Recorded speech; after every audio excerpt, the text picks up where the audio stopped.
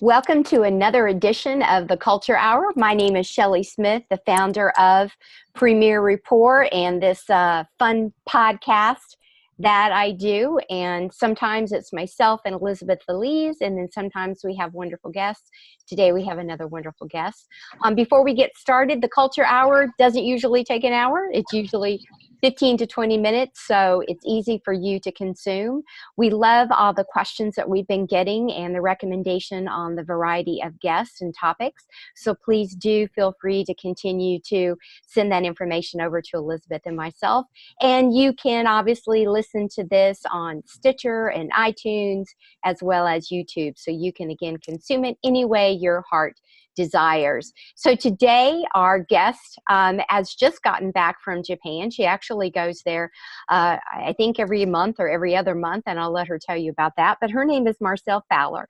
Actually, I met Marcelle at a Disrupt HR event and was blown away by her content and her energy and obviously her expertise. And I love her title. She is the president and chief mixologist at Job Mixology. And so today she's going to talk about job mixology, kind of where that actually came from to begin with. And of course, we're going to talk about culture. So first of all, Marcelle, why don't you just tell the group a little bit more about who you are and give us some background over the next 2 or 3 minutes.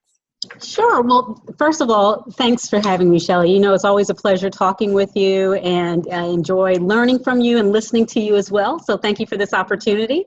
Yeah. And a little bit about myself. I think at a high level, I'm a consultant and a leadership and executive coach, as well as a speaker. I also have a deep expertise in corporate communications, as well as HR. And I've done that over the last 25 years for a variety of Fortune 100 companies and within the defense industry. And what I've done is I've taken that passion for, or actually developed, I should say, over time, a passion for really rotating in my job and learning through experiences and jumping into those areas where I don't have background or expertise and just saying, hey, I'd love to learn it. And that's really shaped my career. So I've seen that also play out in a lot of the people that I coach. So the concept of job mixology is really about helping people design the right on-the-job experiences to help their development stick, to really help fuel lasting growth for themselves, for their teams, and for their organizations. I love it. I love it. What are some of the common things, either when you do the group coaching or you do the one-on-ones, what are some of the common themes? Like you talked about the communication piece. Is it typically around communication, or you find that it's something else? It's definitely, and that's, thank you for asking. That's why I mentioned communications. Communications, especially when you're talking about development, is often a challenge because one, often between managers and their teams, the people that they manage, there's a lack of understanding around what's the real goal. Managers often assume someone wants a promotion and that's all they're looking. They want their job. Eventually you're gunning for my job. And often that's just not the case. Yeah. Often people just want to grow in place where they are, or they may want a lateral move, or they just want to experience something different. And another challenge is often managers think that it's going to take a whole lot of time. It's, oh my goodness, I have to send you off to this development program, or I have to give you this stretch assignment, where people often just want to, hey, I want to see what you do. I want to shadow you for a day and understand a little bit more about your job. And I want to participate in the meetings and conference calls that you're on and learn from them and perhaps present at them or even have a download on some insights gained from them. So it doesn't have to take up a lot of time, and it doesn't have to always be about promotion. So that communications is so important. No, I absolutely love that. I think that maybe you and I had talked about this offline too, in that it doesn't have to be vertical. It most definitely can be horizontal. And we need people to stay in their positions. We need that institutional knowledge and that ability to mentor new people that are coming in as well. And you're right. So often we think it's that everybody just wants the vertical promotion. And so many times, I would say more often than not, it's absolutely the horizontal piece. I love what you said too about the tip of just observing them. Can you talk a little bit more about how much time when people, say that, or how do you overcome when they're like, yeah, but the meetings that they want to come into, they can't come into, they're not allowed to come into. So can you give us a little bit more of how you can help leaders or supervisors be able to invite people in those, non-confidential type meetings? Sure. And that's the key. It's understanding that not every meeting is secret sauce confidential. Mm-hmm. And truly thinking about it from a perspective of succession planning, as well as development. So who can participate as an observer, or who can gain practice by presenting even a small piece? Sometimes it's a matter of, hey, just let them in for a portion of the meeting, even if they have to leave, just to get exposure to the group, to get exposure to some of the conversation, and then maybe they have to leave, but it's still allowing them to participate in some portion and to contribute. And also, it may be contributing in the preparation for the meeting and just participating in the beginning, so that they understand the thinking that goes into it, the strategy that goes into it, and they're able to grow from that perspective. I love that. So from an observation standpoint, are there other recommendations that you give? So, so-and-so goes and observe. Is there an outcome that the person they're observing, what does that exercise look like, or recommendation look like for follow-up? Absolutely. So my recommendation is usually after the observation, again, this gets back to the concept of it doesn't have to take a lot of time. Just go and have a conversation immediately following. So as you're walking from the meeting, so what did you get out of the meeting? What were your takeaways? What did you observe? How did I do? Often managers forget that they're afraid to ask for feedback themselves. It can be as simple as, how did I do? What did you think I should have said that maybe I didn't? Or what did I say that you have questions about? And it's really that conversation immediately following the meeting. Leave a little time when you're walking from a meeting, or if you're done with the conference call, set aside 5 minutes before you jump into your next meeting just to have a quick download. And again, that gets back to, it doesn't have to take a lot of time to truly help grow someone's thinking. I love that. So what are some of the aha moments that you've heard people, give to you from a testimony standpoint, or just after they've gone through it, that they had, I call it the V8 moment. Has there been some common things that people share when they do this? Oh, absolutely. So I think one of the biggest ahas is, wow, leadership, and this is coming from the perspective of someone who participated in the meeting, so I'll give you maybe both perspectives. Good. So from someone participating in a meeting, they said, wow, I was thinking that they don't get us, and they don't really talk about us and understand us, when in fact, a lot of the conversation that they had was really around how do they support the team, and how does this impact the team? And I didn't think that they even talked about those kinds of things. Isn't that funny? Exactly. And then from the perspective of a leader, it's, this person really had some great ideas. This person really, I think I can bring them into more meetings, and they can quickly contribute because they were able to speak up and contribute and had some great thoughts that, this was a little wallflower before, and here they were in the meeting sharing a great idea, and I didn't think they had it in them. Yeah. Okay, well, good. What are some other common things that you do in your various workshops, either again, one-on-one or teams, outside of communication? What are some other common things or objectives and goals you help people through? Well, I think that the biggest thing from a job mixology standpoint is I help people generate more ideas in terms of development options. Okay. And I help them to think more broadly around what development options may be available. And you do that primarily in, I'd say, 3 different ways. So besides, as we mentioned before, just taking a look at your calendar. When I say your calendar, it's not just the meetings that you participate in, but also who do you meet with? Who are your colleagues? Because maybe some of your direct reports can participate in some of their meetings, some of their team meetings, just to get a broader understanding for their vantage point in the business. It could be, what volunteer events do they participate in? Because if they're volunteering, there are natural leadership opportunities there, and there are natural skill building and competency building opportunities that maybe they're not realizing. You may be doing that off the job, but it can apply to your growth on the job as well. So taking a more detailed look at your calendar for opportunities that are already there, rather than thinking that it has to be something you have to go do, a training course or a development program. And in that way, again, it doesn't take as much time. The other thing I try to help people do is, don't just have the conversation between the two of you. Often development conversations are manager and direct report, and okay, what do you want to do? And that person may have some ideas, you may have a few ideas, but instead, before you get to that point, have that person and you have conversations with peers, with colleagues, with coaches or mentors. Even as a manager, you can say, hey, why don't you, if you're part of a professional association, why don't you put it out there in your professional association? What are the other ideas? What are other people doing to develop? Crowdsources, put it out on social media. Hey guys, what have you done for your development outside of training and development programs that has really benefited you? I love that. So again, generating more ideas. And another idea that people don't think about is the people who give feedback to you. And I love the concept of feed forward. It's don't just talk about what I've done in the past, but really, what can I do moving forward? So based on what you've observed before, what do you recommend for my growth? And that's a great, ripe opportunity for new ideas. So it's rather than me saying, hey, I think you could build your communication skills. I'm done giving feedback. It's too generic. Yeah. Exactly. It's okay. What do you suggest? What can I do? How can I practice this skill? And what have you done to build your communication skills? So really push feedback providers to give suggestions on development, to help development be part of your ongoing conversation.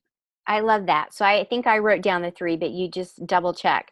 So it was look at what's already on your calendar from scheduling and just add people to the conversation instead of looking to reinvent. I love the feed forward thing. I know that was the 3rd thing that you said, but the feed forward, I love that idea. And then the crowdsourcing, asking everybody else, what have you doing? What have you done? What are you participating in? So and really, suggest? a lot of it is the ownership is obviously on the person who needs and wants and is desiring the development piece, but obviously having an immediate supervisor who supports all of that stuff and is giving some suggestions to that. I love those. Those are great.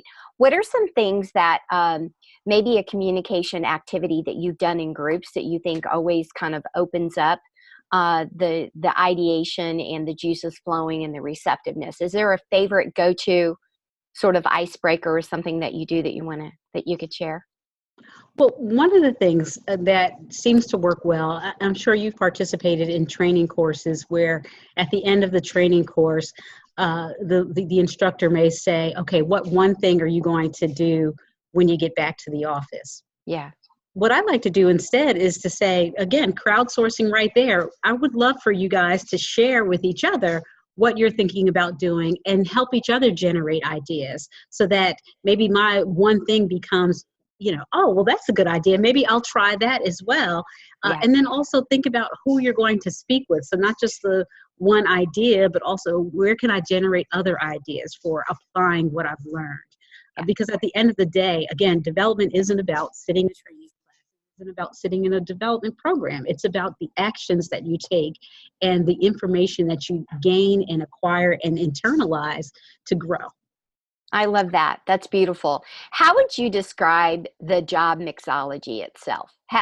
Where did that come about? And tell us a little bit more about that.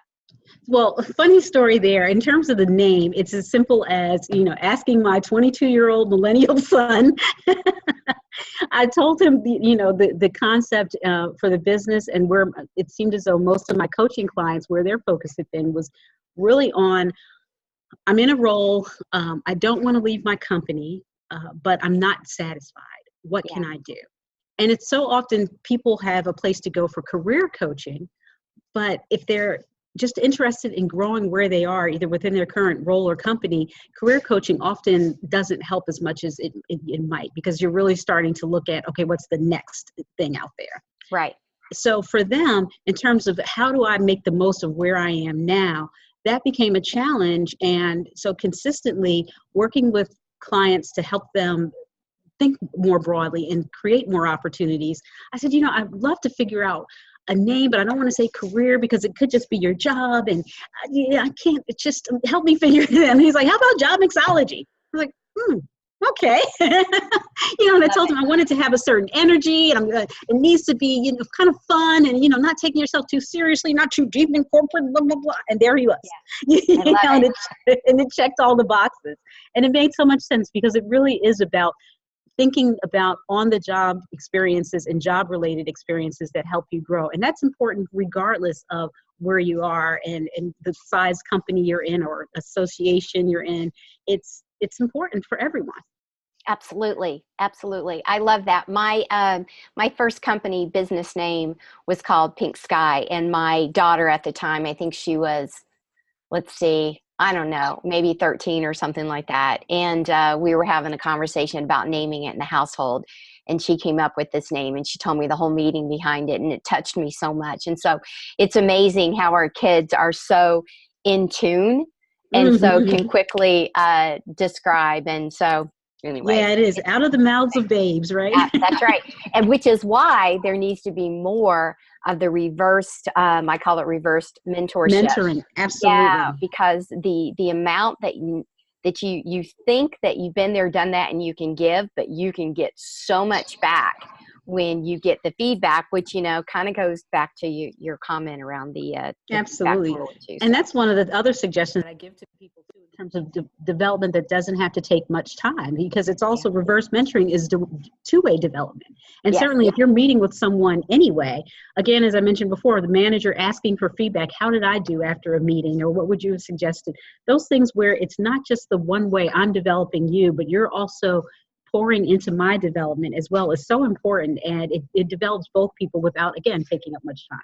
Yes, and it creates such incredible trust too.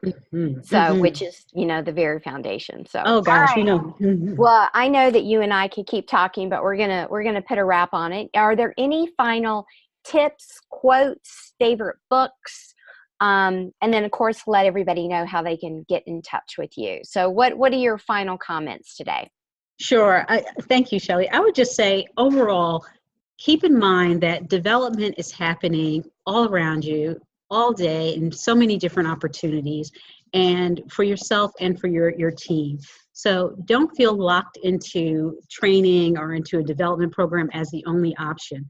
And I encourage people to not think about just, okay, what do you want to experience or what do you want to do? But broaden that thinking about practice. What do I want to practice? What do I want to try? How do I want to experiment? And it gets back to Dan Cable. So when you ask, what would you suggest people look at? I'd suggest looking into Dan Cable's work. He's a professor out of London. And he talks about the seeking system and how that's really about a natural innate desire of human beings to understand things that they don't know and to learn more. And so if we touch into those seeking systems, then you really are getting into another area of development that maybe you're limiting yourself if you just think about, what do I want to experience and do? So touch into that, the 10,000 hours that Malcolm Gladwell talks about. Touch into those, experimenting and practicing and trying, because that releases the fear of failure. Yeah. And it also just encourages you to think more broadly than those things that doing are about, because doing is about performance. Experiencing is about job experience, but practicing and exploring and experimenting and trying, that's about, just doing something new. And that's really the heart of development. I love that. My goodness, I'm like, let me add it. I call those different moments brain food. So when people, because we are always developing and we should always strive to develop. And you're right, seeking, and we're very inquisitive. And I think as adults, sometimes that gets a little bit tapered in us and diminished for whatever reason. But if we go back to our early childhood years of lots of question asking and interpretation and inquisitive and seeking. So I love that. That's a great tip. Absolutely. What's the best way people can reach you or contact you? Is it your website? Is it your email? What would you like for people to reach out? Sure. So the website is jobmixology.com, and it's spelled exactly as it sounds. And you can reach me at marcelle@jobmixology.com. All right. Well, very good. Thank you so much for being on today. And I definitely encourage those listening to check her out. She, again, has actually been in some Disrupt Talks in Virginia Beach. She's also going to be a speaker at the local SHRM chapter on the peninsula in the Newport News area later this year as well. So we're looking forward to that. And Marcelle, safe travels, as I know that you are abroad quite often. So my name name again is Shelley Smith. Thank you so much for listening to another episode of the Culture Hour. And remember, culture does matter, and it all starts with people. We want to be able to strategize correctly and execute correctly and create the cash that we need to continue to grow, strive, and survive.